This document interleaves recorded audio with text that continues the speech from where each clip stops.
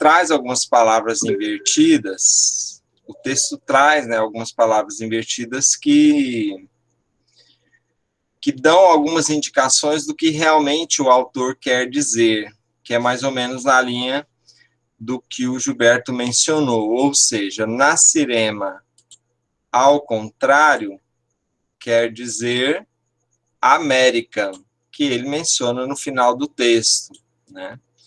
Mas algumas palavras aparecem também, como, por exemplo, a palavra Caribe, né? E outras palavras que têm a ver com o sentido do texto também. Por que que o texto se chama América? Né? É por aí que a gente quer trabalhar. Mas, primeiramente, o Horace Miner, ele é antropólogo, morreu em 93, interessado em línguas, né? E ele foi um agente de contra-espionagem durante a Segunda Guerra na Itália e também no Japão. Então, são alguns detalhes do autor aí, né? Primeira coisa que a gente tem que saber desse texto é que ele é um texto etnográfico. O que é etnografia, então? Né? Vamos entender. A etnografia, ela é a parte da antropologia que se dedica ao estudo das múltiplas etnias, suas implicações antropológicas e sociais, registro feito com o intuito de descrever a cultura material de um povo. Então, qual é a cultura material que esse texto do Miner descreve? É a nossa cultura, mas em especial a cultura norte-americana, que não deixa de ser a nossa por uma questão de capitalismo, ou seja, nós absorvemos a cultura americana justamente pelo viés do capitalismo, pelo viés econômico, então, né? Então, o texto não está falando de índios, o texto não está falando de povos primitivos, o texto está falando sobre nós mesmos, sobre os nossos hábitos, sobre as nossas crenças, sobre a nossa vida. E aí, para introduzir o texto, eu trago um fragmento de uma obra que se chama Estruturalismo, do Lévi-Strauss, quando ele vai falar, então, dessa magia que beira muito aquela questão do simulacro e da simbologia que a gente estudou em aulas passadas. Falando especificamente do espetáculo da cura e do papel do xamã, o Lévi-Strauss diz assim, que ao curar o doente, o xamã oferece um espetáculo. O cigarro, a fumaça, o chocalho, a dança, ao seu auditório. Que espetáculo! Correndo o risco de generalizar apressadamente algumas observações, diríamos que o espetáculo em questão é uma repetição por parte do xamã. É o chamado, isto é, a crise inicial, onde ele apresenta o problema daquele que está recebendo a oração e ele faz todo um trabalho ritual em torno daquele problema para que aquela pessoa em especial acredite que está sendo curada. A nossa cultura é feita disso. A nossa cultura ela é feita de simulacros, de simulações, que fazem com que nós acreditemos que estamos no controle, que temos o controle. E como vocês bem disseram, quando aparece um índio no meio do caminho pedindo pedágio, a gente fica muito incomodado com isso. Mas a gente não fica muito incomodado quando passa num pedágio, né? Um pedágio normal que não fechou durante a pandemia. Então, a frase que a gente utiliza em antropologia, e para quem não conhece, isso aqui é uma foto do antropólogo Lévi-Strauss, que, como eu disse para vocês, morou no Brasil por um tempo. Nenhuma questão humana, ou seja, nada de humano, me é estranho.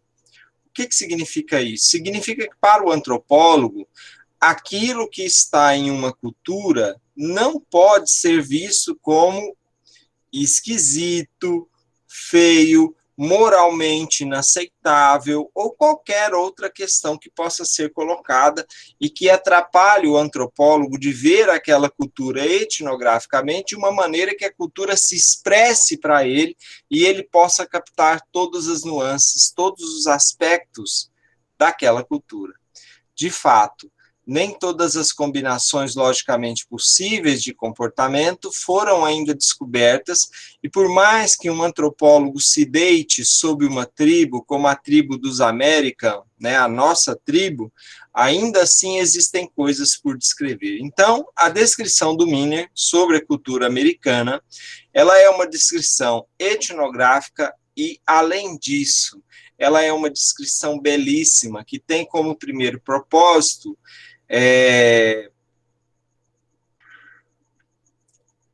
enganar, como que enganar o leitor, para que o leitor ache de fato que ele está falando de uma tribo indígena, de uma tribo aborígene ou qualquer coisa dessa natureza, né? Então, quem são os Nasirema? Os Nasirema são um grupo norte-americano, são os norte-americanos que vivem num território entre o Canadá e o México. Então, são os americanos da América do Sul, né? Entre o Caribe e as ilhas chamadas de Antilhas, ou seja, é aquele espaço geográfico mesmo onde estão os norte-americanos, né? Pouco se sabe sobre a origem, tradição, etc. e tal, sobre a mitologia. Existe um herói cultural entre os americanos que fixa um padrão identitário sobre a origem deles. O nome dele é qual? O nome dele é Notgnissau. Se você ler isso ao contrário, esse nome fica Washington. Quem é o Washington para a cultura americana? É justamente o grande fundador dessa cultura americana do ponto de vista político, do ponto de vista da supremacia dos norte-americanos e assim por diante, né? Então, o texto tem muitas referências assim de palavras ao contrário que vão nos ajudando a perceber qual é a ironia do autor em relação a essa descrição da cultura americana. De modo que, no PowerPoint, eu procurei trazer imagens que vão ajudar vocês a entender profundamente o que ele está querendo dizer e o que ele está criticando, principalmente, em relação a essa cultura, né? Na aula passada, vocês mencionaram sobre aquela questão daquele povo e daquele ataque sobre uma espécie de jornalista, né, um americano que foi até aquela tribo afastada e, a portanto... tribo Sentinela. Isso, justamente. E, portanto, ele acabou arriscando demais e acabou perdendo a vida, né? Mas o fato é por isso que eu brinquei, Salmo e Sara, com a questão do pedágio do índio e o pedágio do branco, né? Porque o texto faz constantemente essa brincadeira, né? Então, se a gente pegar essa tribo indígena isolada, que matou o John Chow, esse americano, a gente vai perceber que isso espanta muito a gente, mas que a banalização do mal, ou seja, a criminalidade, ela já se tornou tão alastrada no nosso meio, que muitas vezes a criminalidade no nosso próprio país, na nossa cidade, né, hoje houve uma tentativa de feminicídio à luz do dia em plena rodoviária de Quirinópolis. Então a gente percebe que a gente acaba ficando um pouco adormecido em relação a essas questões de violência que aparecem dentro da nossa própria cultura, tá? Um aspecto interessante do texto, e as imagens que eu trago são bem sugestivas, todas elas da Bolsa de Valores e de dólares ao fundo, é quando o texto vai descrever que a cultura nascirema caracteriza-se por uma economia de mercado altamente desenvolvida e que evolui em um rico habitat. Então, isso não pode, em definitivo, ser uma marca de uma tribo indígena. Uma tribo indígena não tem uma economia avançada, desenvolvida, muito pelo contrário. O Durkheim vai chamar a economia indígena ou tribal de uma economia orgânica, ou seja, uma economia, ou melhor, mecânica, uma economia que tem características de primitividade. No caso dos americanos, ou seja, dos Nasirema, é justamente o contrário. O foco das atividades econômicas deles, né, fruto do seu trabalho, é o corpo humano. Então, por que as pessoas trabalham? Pela sobrevivência do corpo, pela manutenção do corpo, mas principalmente pela simulação, pela projeção, pela performatividade do corpo, ou seja, para terem corpos perfeitos, para terem corpos limpos, uma vez que o ser humano, ele é o único animal que toma banho 1, 2, 3 vezes ao dia, justamente para limpar o corpo, coisa que os animais não fazem. Os animais, no máximo, deitam na água quando eles estão com muito calor. No caso dos hipopótamos, por exemplo, né?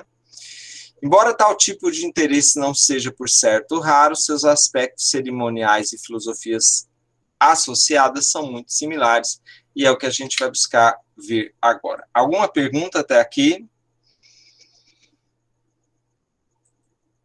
Tudo bem. Qual a imagem que nós temos de fundo?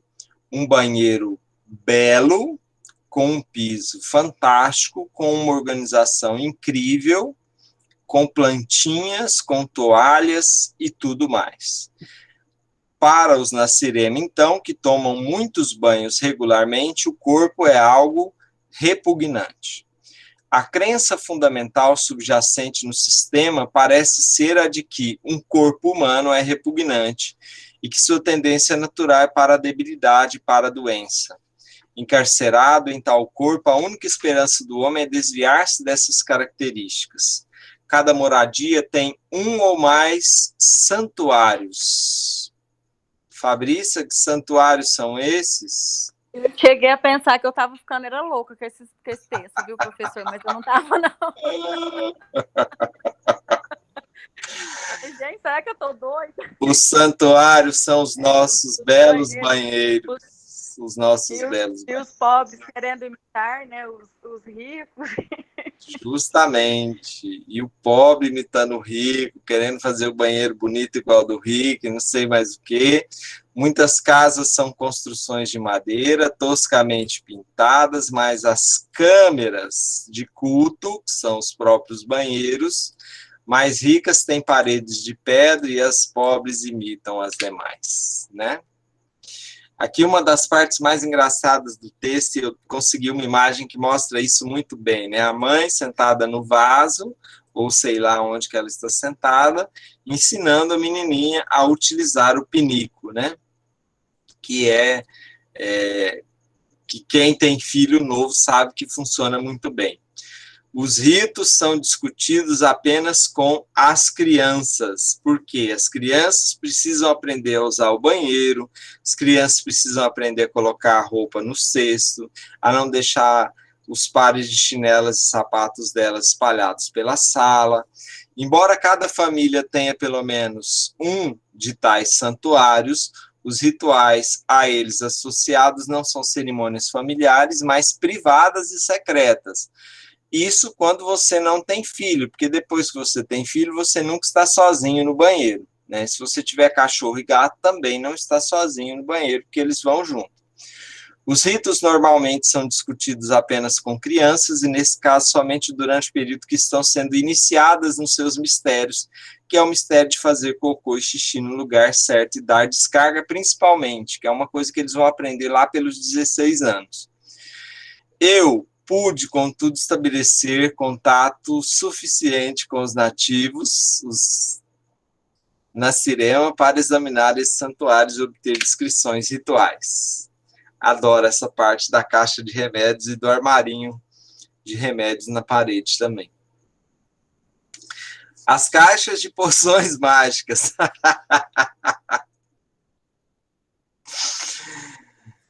O Leandro Carnal, ele tem uma fala dele, um vídeo, que ele fala que à medida que a idade vai aumentando, a necessaire de remédio vai aumentando também durante as viagens.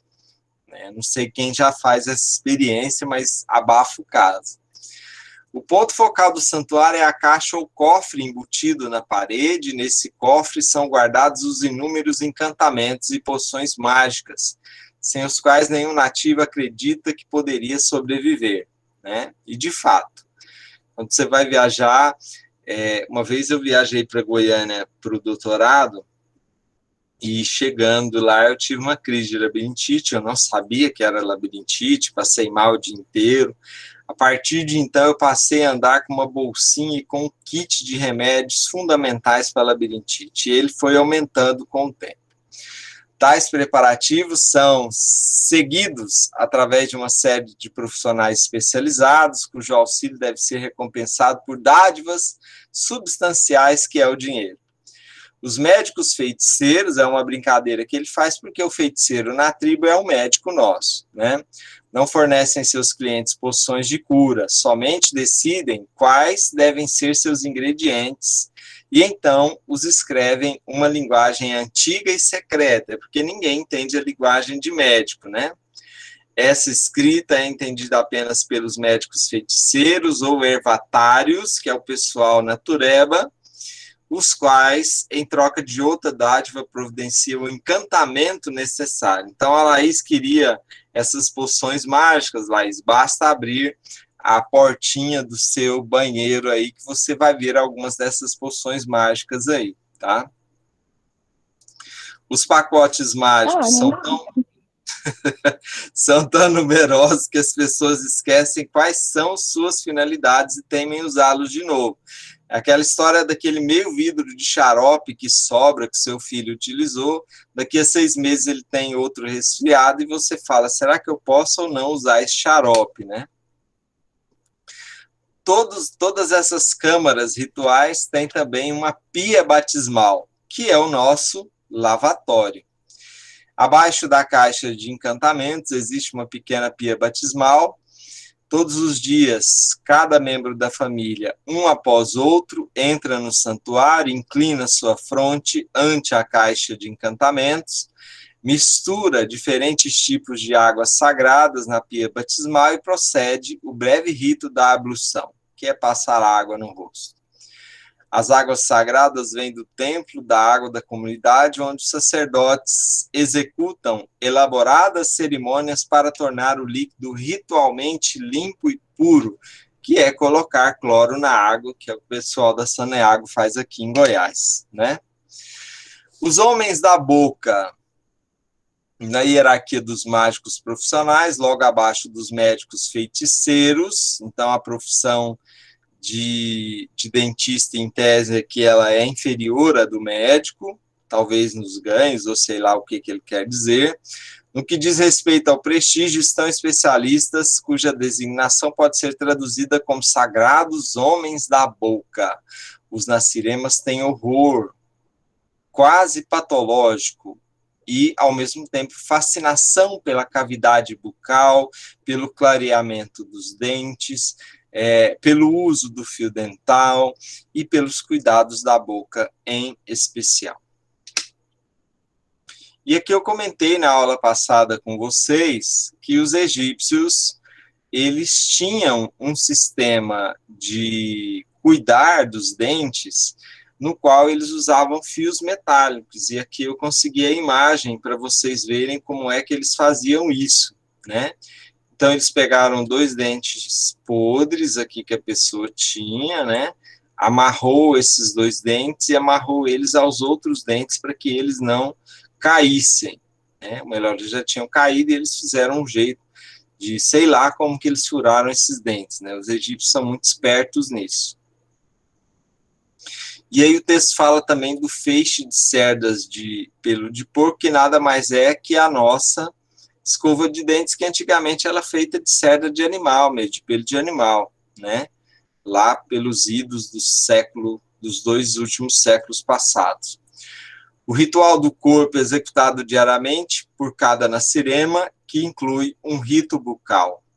Apesar de serem tão escrupulosos com o cuidado bucal, esse rito envolve uma prática que choca o estrangeiro não iniciado, que é o índio, que não faz isso. Os índios, apenas aqueles mais, em tese, civilizados, que utilizam escova dental, mas algumas tribos não utilizam e têm horror a isso, né? Então, foi relatado que o ritual consiste na inserção de um pequeno feixe de cerdas de porco na boca. É mencionado pelo sacerdote da boca a questão de ir a esse sacerdote 2 vezes por ano. O sacerdote abre a boca utilizando instrumentos citados, né, que é a questão do furador, questão de acessar o nervo da pessoa, né, que é aquele trabalho que a gente faz de canal, quando a gente tem que fazer canal, então vai direto lá no nervo do dente e tal, então é toda essa questão ritual, né. O furador, adorei essa parte. O Salmo confessou em outras aulas que tem muito medo de ir ao dentista, principalmente por conta do motorzinho. Porém, o dentista que eu vou comprou um elétrico top. Faz nem barulho, não tem? Faz nem barulho, né? Faz nem barulho, não tem nem trauma com isso aí mais. Para você ver como que os naciremas estão avançados, né? Não foram 2 nem 3 vezes que eu dormi durante um tratamento de dente. Talvez por conta da anestesia na época, né? Mas literalmente eu dormia. Esperamos que, quando for realizado o estudo completo dos Nascirema, haja um inquérito cuidador sobre a estrutura da personalidade deles. Basta observar o fulgor dos olhos do sacerdote, ou seja, os dentistas adoram utilizar esse motorzinho para furar, né? Com dose de sadismo, inclusive, eles fazem isso, né? E aí os ritos corporais e a descrição desses ritos corporais.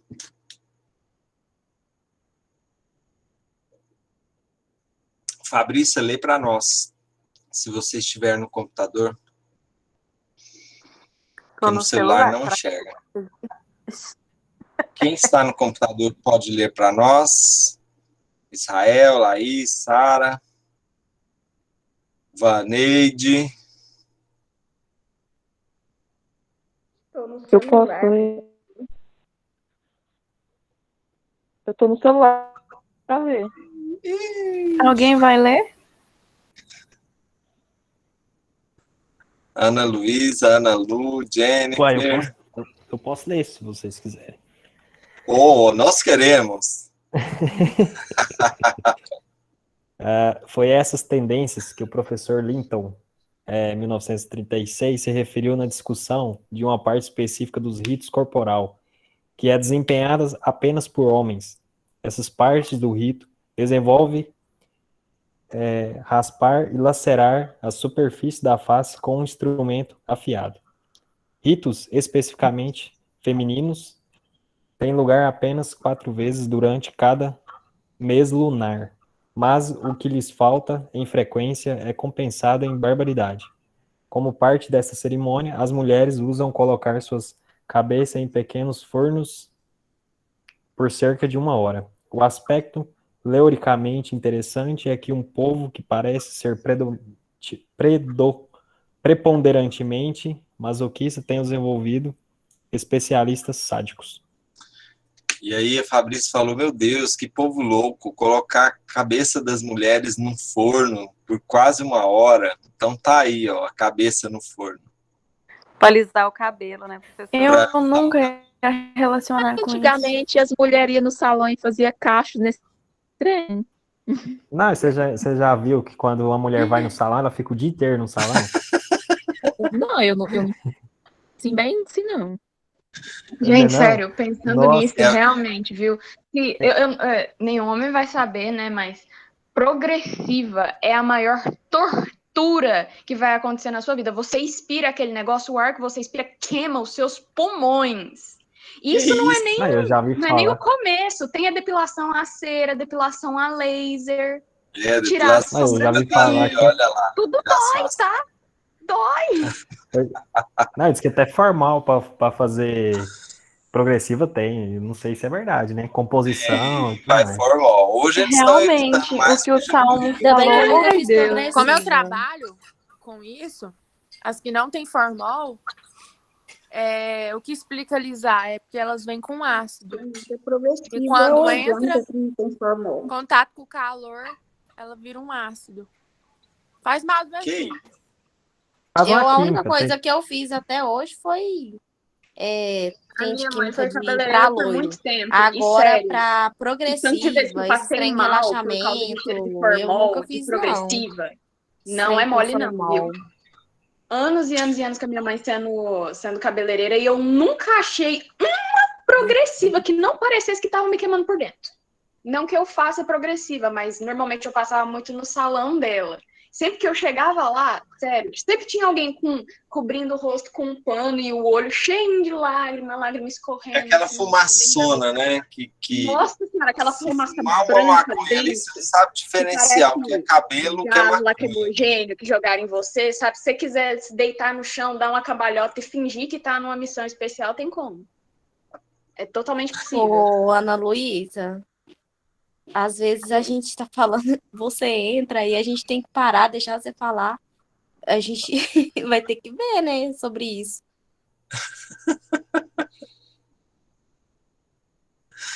Ai, gente.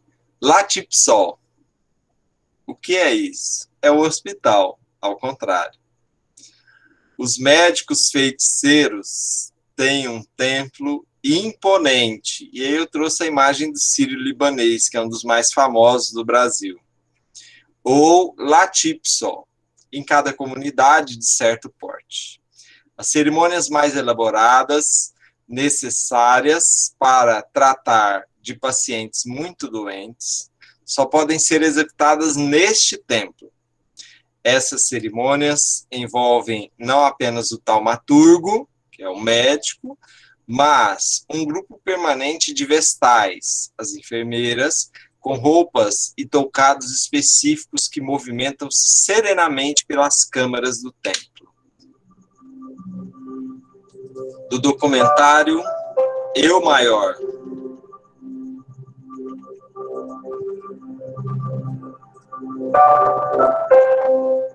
Então, saúde, pela Organização Mundial de Saúde, uma definição oficial, é um estado de completo bem-estar físico, mental, social e espiritual, e não meramente a ausência de doenças ou enfermidades. Então, a OMS, né, define saúde dessa forma.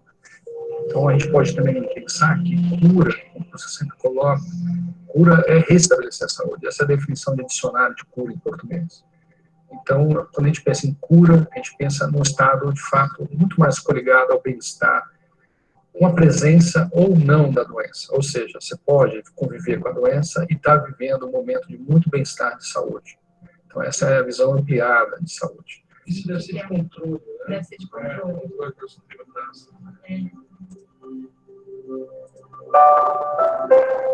A gente está vivendo um novo momento agora, que é um momento de trabalhos científicos que sustentam isso.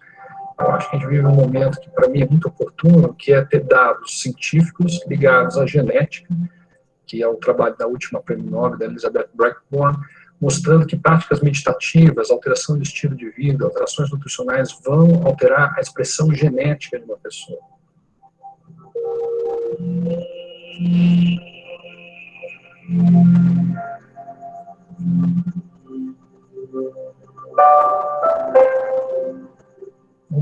Na relação com o paciente, com o cliente, é de fazer ele entender que ele tem que ser ativo nesse processo. Que a gente está falando tanto de saúde, de autocuidado, e isso é sair de um processo de passividade, né? De chegar para o médico e falar, me dá os medicamentos, me dá as vitaminas, me indica qual que é o terapeuta maravilhoso que vai me tocar e vai mudar a minha vida. Foi um processo muito mais ligado ao autocuidado, ao cuidado diário, ao cuidado que você come, da maneira que você respira, da maneira que você se expressa, né? Num olhar com muito mais consciência sobre os teus atos. E isso não é muito simples, porque o paciente vem ao médico pedindo, né, o que é tradicional. Me tira desse lugar agora, eu quero uma mudança imediata. E você devolve para ele um caminho, né, uma visão de caminhar. Eu vou te ajudar nesse caminho. Uma experiência que eu tive foi muito forte, foi de conviver com uma menina morrendo. No mesmo dia que ela faleceu, eu tive presente com ela, eu a toquei, e foi muito íntimo esse contato da terminalidade dela. E nesse dia, foi um dia que eu falei, eu cheguei em casa muito honrado de ter convivido com essa pessoa.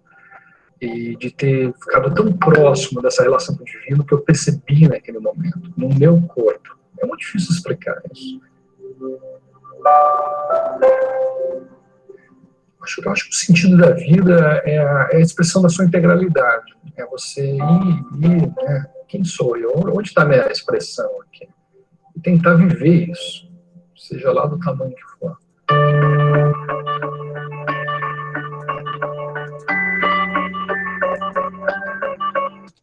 O vídeo, ele traz uma outra dimensão, então, do que o texto descreve enquanto a função do médico, enquanto a função do hospital, enquanto a função dos enfermeiros, que não é simplesmente retirar a doença, mas devolver a saúde, que é uma crítica que o autor do texto faz a esses tipos de espaços nos quais nós convivemos.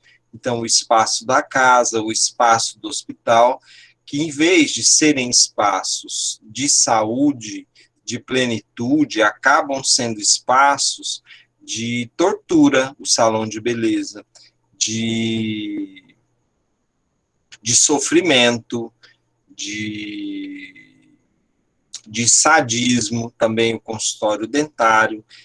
Não são espaços de saúde, não são espaços de plenitude, mas são espaços de tortura e de todos esses adjetivos que o texto vai trazendo. As cerimônias no latiço são tão cruéis que é de surpreender que uma boa proporção de nativos realmente doentes que entram no templo se recuperem.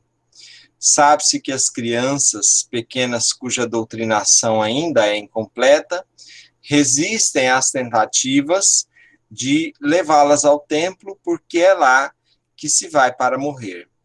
Apesar disso, adultos doentes não apenas querem, mas anseiam por sofrer prolongamentos rituais de purificação. O caso dos tratamentos de câncer, por exemplo, né? Não importa quão doente esteja o suplicante, quão grave seja a emergência, os guardiões de muitos templos não admitirão um cliente se ele não puder dar uma dádiva valiosa para a administração, que são justamente os planos de saúde. Não é só ter os planos de saúde, você precisa ter o plano de saúde, porque se você não tiver o plano de saúde, eles vão te olhar torto, eles vão te marcar a consulta, mesmo você estando morrendo para a semana que vem, e assim por diante. O excremento sagrado, adorei essa parte.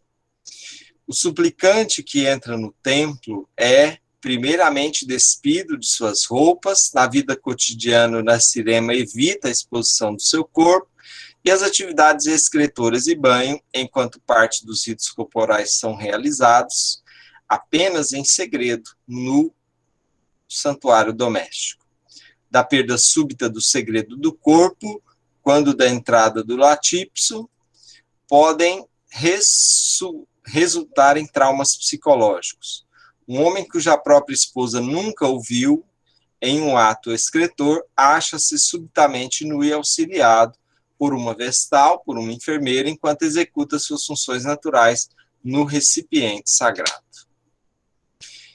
As virgens treinadas é uma referência também às enfermeiras. Poucos suplicantes no templo estão suficientemente bons para fazer qualquer coisa além de jazer em duros leitos. As cerimônias diárias, como os ritos do sacerdote da boca, envolvem desconforto e tortura.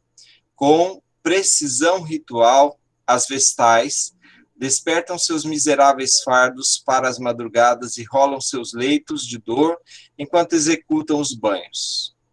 Em outras horas, elas inserem bastões mágicos na boca do suplicante ou forçam a engolir substâncias. Bastões mágicos são a intubação, né? Substâncias que supõem serem curativas. E aí uma parte que a Fabrícia gostou muito foi a das agulhas magicamente tratadas. De tempos em tempos, os médicos Feiticeiros vêm com seus clientes e os espetam com agulhas magicamente tratadas em sua carne. Tomei vacina da Covid ontem e fiquei feliz, olha que absurdo, uma agulha daquele tamanho. O fato de essas cerimônias do templo possam não curar e possam mesmo matar o neófito, se for uma injeção errada, por exemplo, não diminui de modo algum a fé das pessoas no médico feiticeiro. Perguntas até aqui, pessoal? Ou estamos indo bem?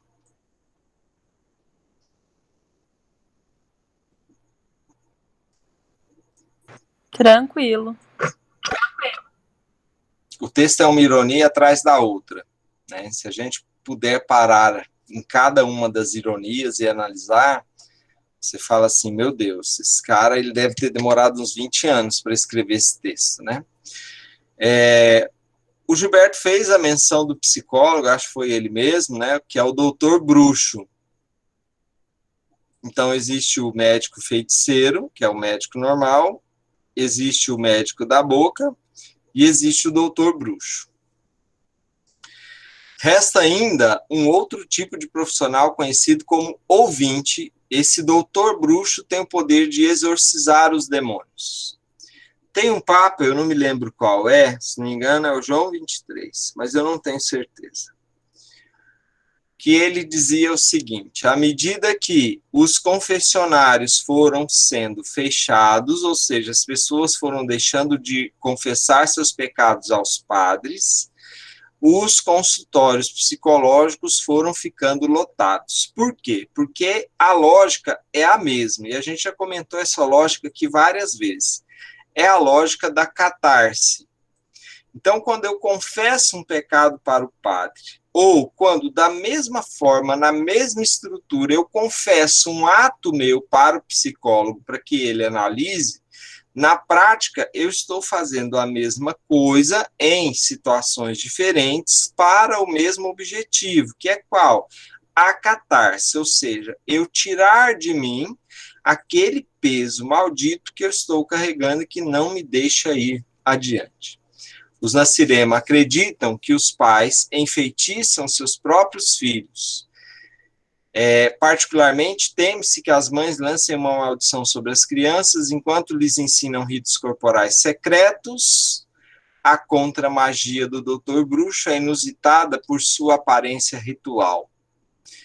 O paciente simplesmente conta ao ouvinte todos os seus problemas e temores, principalmente pelas dificuldades iniciais que consegue rememorar. Esse feitiço que os pais lançam sobre os filhos são justamente os traumas de infância, o excesso de violência na infância, que pode gerar, sobretudo, psicopatia, uma questão que está muito fortemente presente naquele filme Coringa. Conforme eu mencionei lá no grupo, sábado eu vou fazer uma live, não ao vivo, né? Ela vai estar gravada, então vai ser um lançamento de um estudo sobre o filme Coringa, e um dos aspectos do filme do Coringa é justamente esse, né? O fato de que ele sofreu muita violência na infância. Tem uma cena do filme que ele é encontrado que mostra que ele ficava amarrado, né, acorrentado a um radiador velho, né, para que ele não saísse, não fugisse, enfim. Você fala, meu Deus, mas isso só em filme, né? Então, há poucos dias aconteceu a mesma coisa. Um vizinho denunciou uma criança que ficava amarrada, acorrentada dentro de um tambor, né, e que ficou muito tempo ali. Então, a gente percebe que esses ritos na Nasirema, eles estão muito mais próximos de nós do que realmente o que a gente possa imaginar. Não é incomum um paciente deplorar a rejeição que sentiu quando bebê, traumas de infância, ao ser desmascarado. Uns poucos indivíduos reportam a origem de seus problemas a efeitos traumáticos. Tá. Vamos falar das dietas.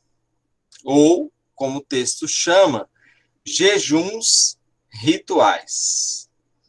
Como conclusão, deve-se fazer a referência a essas práticas que têm suas bases na estética nativa, mas que recorrem da aversão profunda ao corpo natural e as suas funções. Essa aversão profunda, pessoal, são os dois lados da moeda. A pessoa é magra e quer engordar, a pessoa é obesa e quer emagrecer. Então, é uma insatisfação com o corpo constante que os Nasirema, ou nós mesmos, possuímos. Existem jejuns rituais para tornar magras as pessoas gordas, banquetes para engordar as pessoas magras, e os ritos são usados para tornar maiores os seios das mulheres que os têm pequenos e menores os que são grandes. Aí, no caso, todas as cirurgias plásticas que são adotadas nesse sentido, ou silicone, questão do quadril das mulheres que agora tem que ser maior, está na moda o quadril ser maior, e todos esses ritos Nasirema que nós assistimos na nossa sociedade que achamos tão estranhos. O intercurso sexual, que é prevenir contra a gravidez. Ou até mesmo, se for de uma família moralmente tradicional, casar dentro do período de 3 meses, que é quando a barriga não está grande, a barriga da mulher não está grande, e isso acontece demais, né?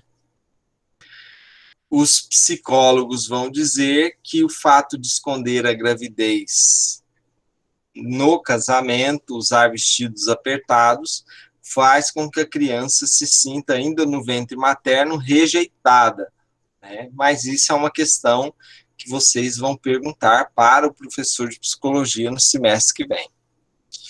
O intercurso sexual é tabu enquanto assunto e programado enquanto ato. São feitos esforços para evitar a gravidez pelo uso de substâncias mágicas ou pela limitação do intercurso sexual a certas fases da lua.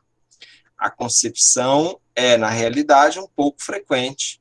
Quando grávidas, as mulheres vestem-se de modo a esconder esse estado. E o parto tem lugar em segredo, sem amigos, parentes, diferente das tribos indígenas, que toda a tribo participa do nascimento, e a maioria das mulheres não amamenta seus rebentos, justamente para elas não deformarem seus corpos e seus seios.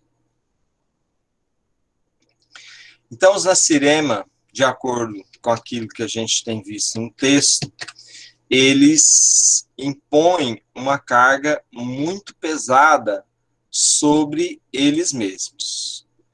Essa carga, ela é tão pesada que, em geral, os Nasirema, ou os americanos, ou qualquer um de nós, dificilmente, na visão do autor, conseguiríamos realmente chegar a uma vida adulta ou sobreviver enquanto raça, por conta de todas essas imposições. Eu já falei isso aqui algumas vezes para vocês e eu volto a repetir, a partir do olhar antropológico, a partir daqueles antropólogos que viveram com os índios, que viveram com tribos aborígenes, com tribos africanas, a vida desses povos primitivos, ela é superiormente mais interessante, é uma existência superiormente mais interessante que necessariamente a nossa própria existência. Por quê, professor? Simplesmente pelo fato de que essas tribos, primeiro, vivem em perfeito contato com a natureza, mesmo aquelas que cobram pedágio. Essas tribos sobrevivem de elementos da sua própria produção e não têm toda essa pressão capitalista sobre eles. Eu estou repetindo aqui a visão antropológica, né? Problemas de ansiedade, dificilmente, se não for um índio que vive uma carga pesada de civilização ou que estão sendo ameaçados por garimpeiros por falta de uma política pública de proteção, eles não têm problemas de ansiedade, estudos em tribos indígenas revelam isso, né? E, por último, são pessoas que estão vivendo o estado natural da humanidade. Nossa análise da vida ritual dos Naciremas certamente demonstrou ser esse povo dominado pela crença na magia. Que magia é essa? É a magia do cotidiano, é a magia do capitalismo, é a esperança que o capitalismo traz, são as benesses do capitalismo, é você poder tomar uma Coca-Cola a hora que você quiser, mas depois isso vai afetar todo o seu sistema motor, é você poder comer salsicha cheia de pelo de animal e um monte de coisa que a gente acha fantástico, carne de minhoca no McDonald's, né, e etc. É difícil compreender como tal povo conseguiu sobreviver por tão longo tempo sobre a carga que impôs sobre si mesmo. Mas até costumes tão exóticos quanto esses aqui descritos ganham seu real significado quando são encarados sob o ângulo elevado de Malinowski, que é um grande sociólogo, não sei se vocês já ouviram falar sobre ele, mas enfim. Olhando de longe e de cima, de nossos altos postos de segurança na civilização desenvolvida, é fácil perceber toda a crueza e irrelevância da magia. Mas sem seu poder de orientação, o homem primitivo não poderia ter dominado, como fez, suas dificuldades práticas, nem poderia ter avançado aos estágios mais altos da civilização. E aí, pegando aquele gancho da fala da Laís na aula passada das poções mágicas, que a Laís falava, eu quero uma poção mágica, né? Eu faria uma pergunta provocativa para vocês, que é a seguinte: qual é o papel da magia? Qual é o papel da religiosidade? Qual é o papel da crença na vida de um Nacirema, de um homem do mundo contemporâneo, de uma mulher do mundo contemporâneo, no qual esses indivíduos, eles precisam lidar com uma carga de racionalismo na qual as pessoas não acreditam mais nem em si mesmas, nem no outro, e muito menos no amor. E como esses indivíduos conseguem lidar com uma realidade absolutamente nua e crua e que não traz para eles nenhum tipo de esperançamento. Eu não sei se vocês entenderam a pergunta.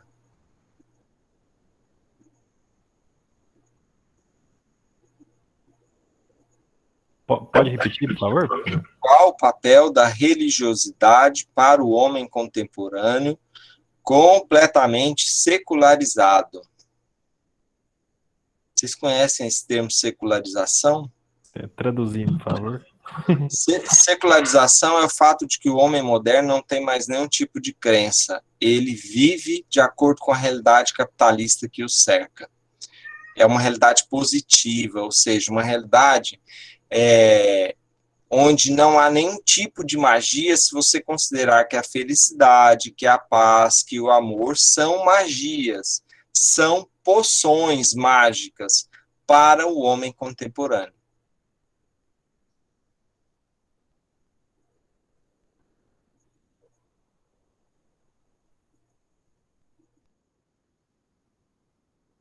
Ana Luísa, não sei, para te falar a verdade. Não? Não. Tá. Não sei expressar agora dessa pergunta. Ana Luísa, sua posição. Sua posição. Olha, eu acho que na última aula que a gente teve eu já falei muito sobre isso, mas... Justamente. As coisas são do jeito que são, sabe? A gente julga, mas de certa forma a gente também faz igual. É tudo muito baseado em etnocentrismo, né? Naquilo de julgar o que você não conhece, aquilo que simplesmente você não se adequa. Por exemplo, eu vi que o pessoal hoje falou sobre os índios e tal, que não pode, que tem que ir trabalhar, mas está literalmente pedindo para eles abandonarem sua cultura, seu modo de viver, para se adequar ao nosso. Ou seja, não é muito diferente dos colonizadores de muitos anos atrás. Entende? Então, assim, é o que é. Não tem muito o que falar sobre. A gente só tem que buscar entender pelo menos um pouco mais. Bruna.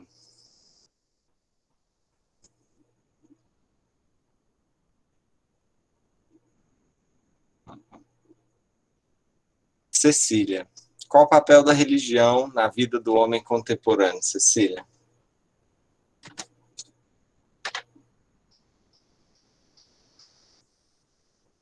Eu acho que ele precisa dessa religião, não sei, dessas poções mágicas para continuar acreditando em algo ou naquilo que eles vivem. Eu acho que é isso, dessa forma que a gente vê mesmo, nas crenças que eles têm.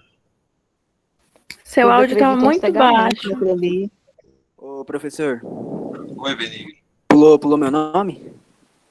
Não estou fazendo por nome, eu estou aleatório, pode falar. Ah, tá. É sobre o que mesmo? É sobre...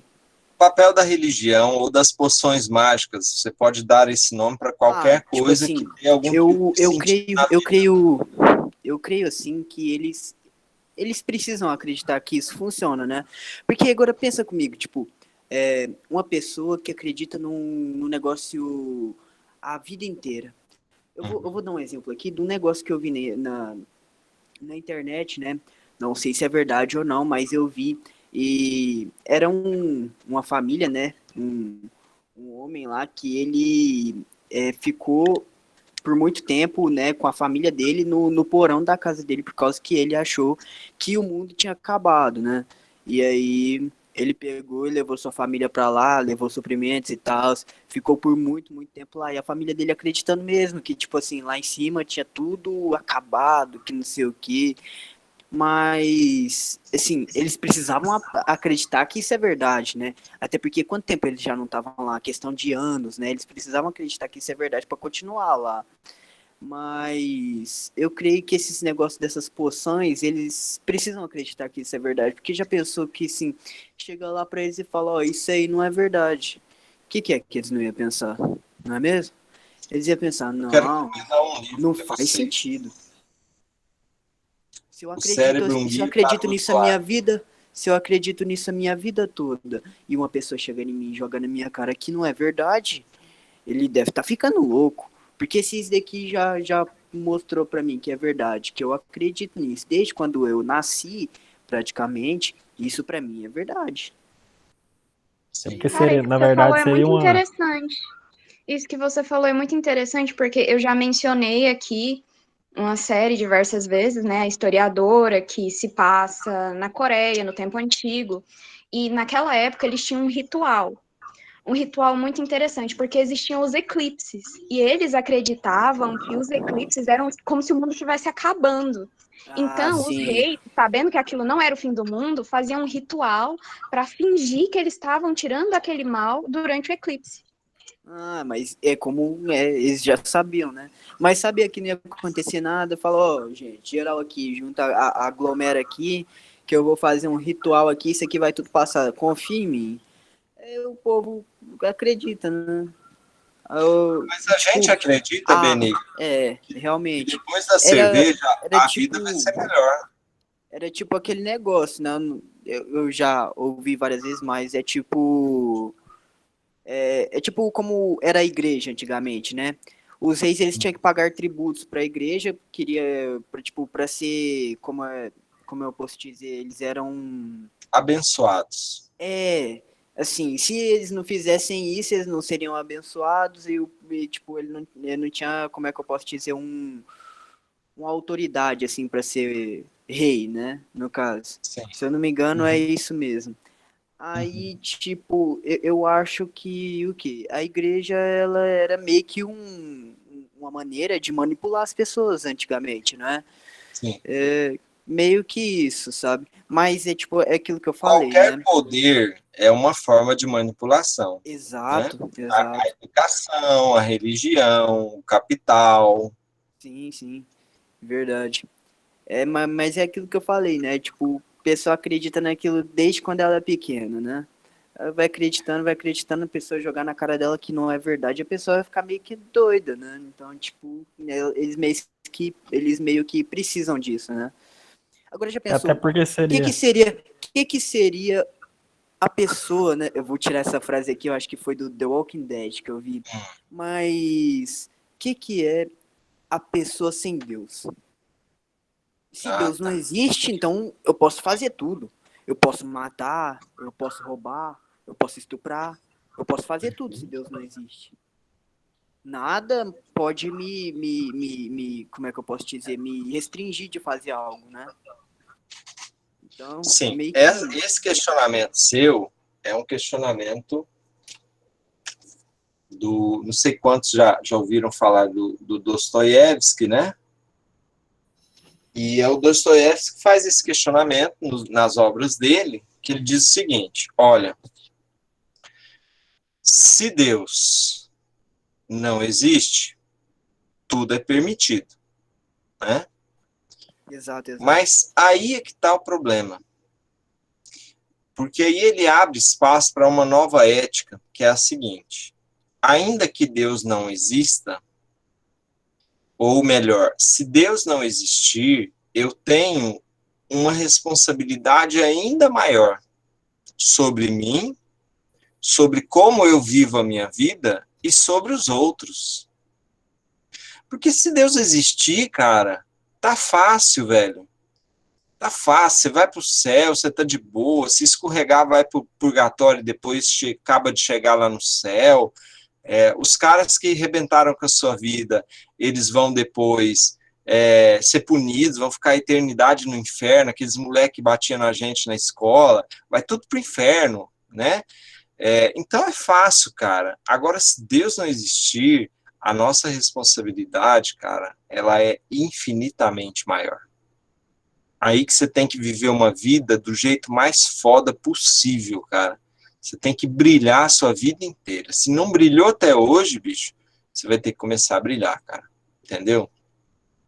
Salmo, o que você ia dizendo? É meio que uma responsabilidade maior, né? Pensando por esse lado. Maior. Muito maior. Ah, eu já perdi o raciocínio aqui já. Porque na verdade seria, aproveitando a fala do Benigno, seria na verdade, sobre a crença religiosa, seria uma opressão, né? É aquele negócio, né? Religião a gente não se discute, né? Então, se você acredita numa crença, não é qualquer pessoa que vai chegar e falar para você, ó, isso não funciona assim de jeito, porque não é assim, porque você foi criado daquele jeito, numa crença, então, seria uma opressão, seria uma ofensa à sua crença religiosa, né? Então, cada um tem a sua e respeita e pronto.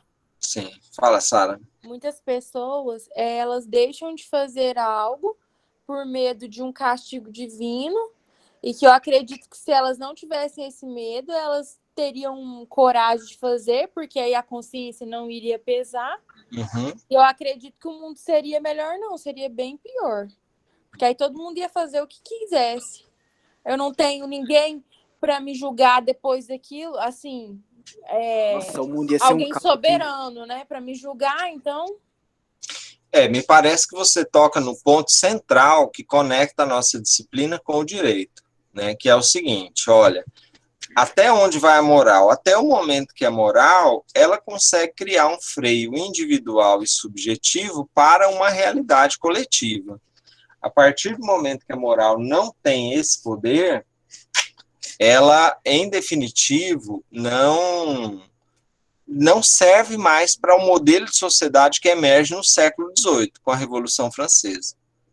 Então, aí nós precisamos de um outro modelo que não é mais o modelo religioso. Então, essa passagem de um modelo religioso de moral para um modelo secular de direito ou de Estado de direito, ela é uma passagem que pressupõe uma necessidade e não uma anulação. Ou seja, a religião não perdeu o espaço dela. Ela simplesmente não serve mais para o modelo de sociedade no qual nós estamos inseridos. Nós precisamos de uma imputação da culpa sobre os indivíduos, e não mais de contar com a consciência individual. Mas, nesse aspecto, Durkheim ele é muito claro. A moral ela exerce um papel fundamental como freio social. Isso aí não tem dúvida. Eu quero só, ainda na fala do Benigno, citar esse livro, ó, O Cérebro, um Guia para o Usuário. Esse livro ele fala de uma questão muito interessante, que cabe muito aqui para nós, que é a seguinte: o cérebro, o nosso cérebro, o seu cérebro, ele não diferencia realidade de não realidade. Como que funciona isso? Você está apaixonado por uma pessoa. Aquela pessoa não é o que você acredita que ela é, mas para o seu cérebro não importa, porque ele está fazendo a experiência do que ele acredita que aquela pessoa é. Então, isso significa o quê? Significa que toda religião, ela nasce de uma crença, mas nem toda crença é religiosa. Então, a maneira como nós lidamos uns com os outros e a maneira como nós lidamos com a vida é baseada em crenças e não em verdades. Não sei se eu consegui ser claro na medida da necessidade.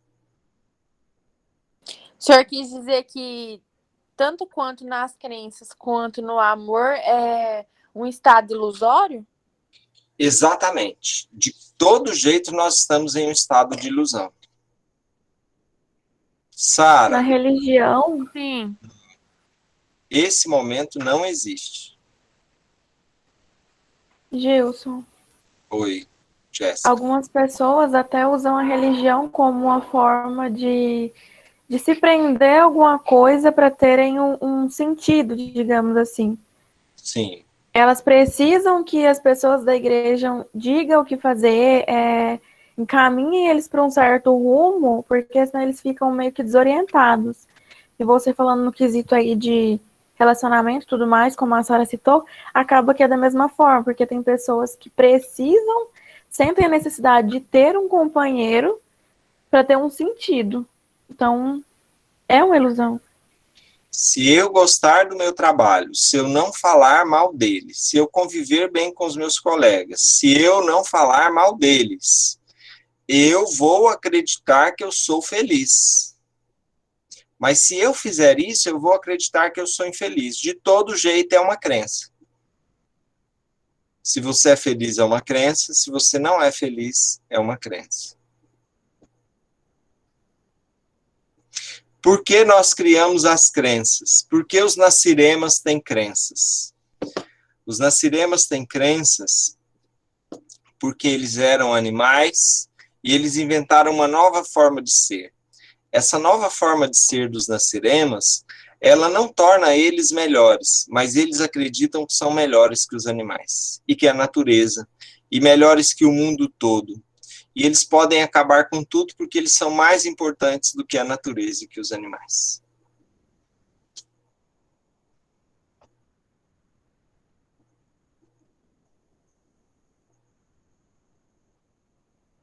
Eu penso de uma forma meio parecida com a da Jéssica. Eu acho que a função da religião nos dias de hoje é manter a sanidade de alguns. Porque ter algo para crer, acreditar que alguém protege, pipipi, popopô, pode ser, assim, sabe, a paz de muitas pessoas. Tipo, não vou me preocupar com isso, porque, tal coisa vai me proteger e tal.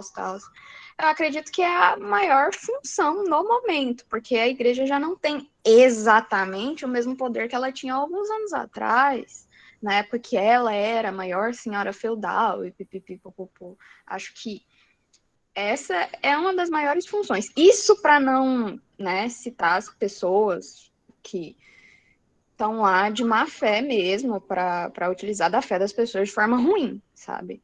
Mas eu acho que esse é o... Tem até uma frase que, inclusive, eu odeio do fundo do meu coração. Eu gostaria de, sei lá, passar a mão na cabecinha da pessoa e mandar para terapia quem fala isso, que é: não, se você está com depressão, vá para a igreja, que tudo vai ficar certo. Então, mesmo que eu não recomende isso, eu prefira falar para você ir fazer uma terapia, tem muita gente que procura conforto na religião, nesse tipo de coisa. Mas também não é correto falar isso para as pessoas. Não, eu já vi também casos de, tipo, a religião dos dias de hoje é um aconchego. Eu também já vi casos de, tipo, a pessoa tá mal mesmo e, tipo, não, é falta de fé. Você tem que ir pra igreja. Não. pega esses remédios seus e joga tudo fora. Vai pra igreja que você vai melhorar. É isso aí. Fala pra Existe Deus uma curar sua dor de religião com cabeça Deus. também. Existe uma religião com Deus e uma religião sem Deus. Tem gente que está dentro da religião e que vive uma religião sem Deus. O que eu chamo particularmente de uma religião sem Deus, né? Uma religião sem Deus seria uma religião na qual você sente, ao estar na sua igreja, uma conexão com o mundo todo. E não necessariamente uma conexão com o seu Deus. Entende? Entendo, professor, mas A assim, função original da religião é essa, você se conectar com algo maior que você. então, minha opinião, né? Eu tive uma depressão muito forte, né? A depressão que eu tinha era de dar convulsão e eu parava no hospital e tal. Eu fiquei muito tempo assim, sabe, professor? E é Sim, onde que eu perdi o movimento das pernas, das mãos, não falava, fiquei em cima de uma cama vegetando. travou mesmo. Aham. Isso, então, a depressão, ela não é uma coisa. Eu mesmo posso falar que ela não é uma brincadeira. Não é. Mas eu também creio, assim, eu acredito que Deus me ajudou a sair dessa. Claro que teve os médicos, teve os remédios que me Essa ajudaram, mas eu acredito também pela minha fé que Deus me ajudou, porque eu, assim, professor, eu ficava em cima de uma cama chorando, sabe? Só chorando, porque não tinha como de fazer mais nada. E eu falava com Deus, eu tive fé para me poder sair dessa. se não for uma questão ilícita, qualquer coisa que der sentido para a sua vida, tá valendo. Qualquer coisa. Todos esses ritos que nós estudamos nos Nascirema são ritos que dão sentido para essa sociedade na qual nós estamos inseridos. Então, esse é o elemento central. Os ritos, as crenças dão sentido existencial para as pessoas. E são os ritos, as crenças, os simulacros e as simulações que impedem que as pessoas saiam loucamente de uma hora para outra, todo mundo matando uns aos outros como se fosse a Guerra Mundial Z. Tipo, noite de crime. Isso, justamente. E aqui eu trago dois filmes que talvez ajudem a gente a pensar nesse texto em especial, que é A Guerra do Fogo, um filme que o professor Johnny gostava muito, e o filme Avatar, que mostra justamente essa relação do homem capitalista querendo destruir a existência do homem naturalista e fazendo com que a sua própria existência fique ameaçada nessa destruição. Então, são dois filmes que nos ajudam muito a pensar esse aspecto. E o texto faz uma menção a essa obra, que é a obra Guernica, é uma obra produzida pelo Pablo Picasso e que mostra, então, o sofrimento do povo espanhol nessa cidade, que é a Guernica, quando a Espanha sofre um bombardeio em 1937, a imagem é justamente isso, né? A ideia de pessoas e animais e todo mundo morrendo e todo mundo caindo, e sofrimento e dor, e imagens desfiguradas e uma série de coisas. E aí eu trago uma música para vocês, do Zé Cabaleiro, que faz uma crítica, assim como o texto é uma crítica ao modelo de sociedade no qual nós estamos inseridos, a nossa cultura é uma crítica à nossa cultura, essa música também faz essa referência como crítica à arte como um todo, como manifestação dessa cultura. Então, vamos lá. Em 1996, eu fiz essa canção que eu vou tocar agora com um super convidado aqui. A canção se chama Bienal. Eu fiz em 96, quando aconteceu aqui em São Paulo a 23ª Bienal Internacional das Artes Plásticas, cujo tema era a desmaterialização da obra de arte no fim do milênio. Eu fiz a canção e, quando fui gravar, achei que tinha a cara de um cara que eu gosto muito, compositor brasileiro fantástico, e chamei, e fiquei muito feliz quando ele topou e gravou comigo essa canção. Então eu chamo aqui, pela primeira vez, para cantar comigo ao vivo essa canção, o admirável Zé Ramalho.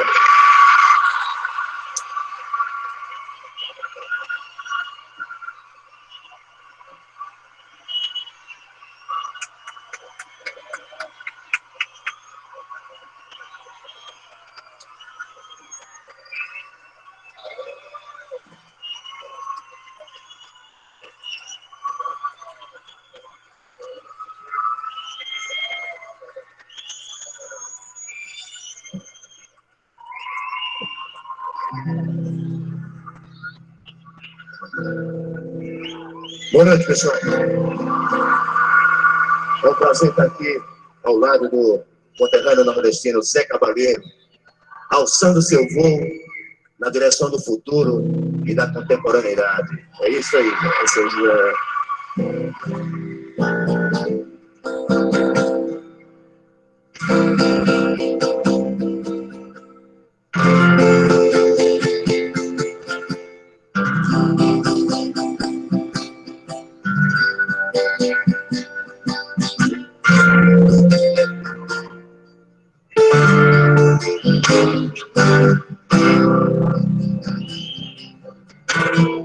desmaterializando a obra de arte no fim do milênio.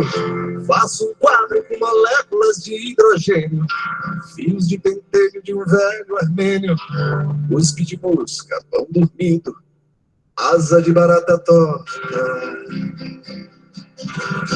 Meu conceito parece à primeira vista bomba rococó figurativo, não expressionista, com pitadas de art nouveau, pós-surrealista, calcado na revalorização da natureza morta. Minha mãe certa vez disse-me um dia, vendo minha obra exposta na galeria: meu filho, isso é mais estranho que o cu da Gia, e muito mais feio que um hipopótamo insone. Para entender um trabalho tão moderno, é preciso ler o segundo caderno, calcular o produto bruto interno, multiplicar pelo valor das contas de água, luz e telefone, rodopiando na fúria do ciclone, reinvento o céu e o inferno. Minha mãe não entendeu o subtexto da arte desmaterializada no presente contexto, reciclando o lixo lá do cesto, chega ao resultado estético bacana. Com a graça de Deus e Basquiat, Nova York, me espere que eu vou já. Bicharei com dendê de vatapá, uma psicodélica baiana. Misturarei anáguas de viúva com tampinhas de Pepsi e Fanta-uva, um pinico com água da última chuva, ampolas de injeção de penicilina. Desmaterializando a matéria, com a arte pulsando na artéria. Boto fogo no gelo da Sibéria, faço até cair neve em Teresina, com o clarão do raio da Silibrina, desintegra o poder da bactéria. Com o clarão do raio da Silibrina, desintegra o poder da bactéria. Salve, Maneiro! É o Zé Ramalho!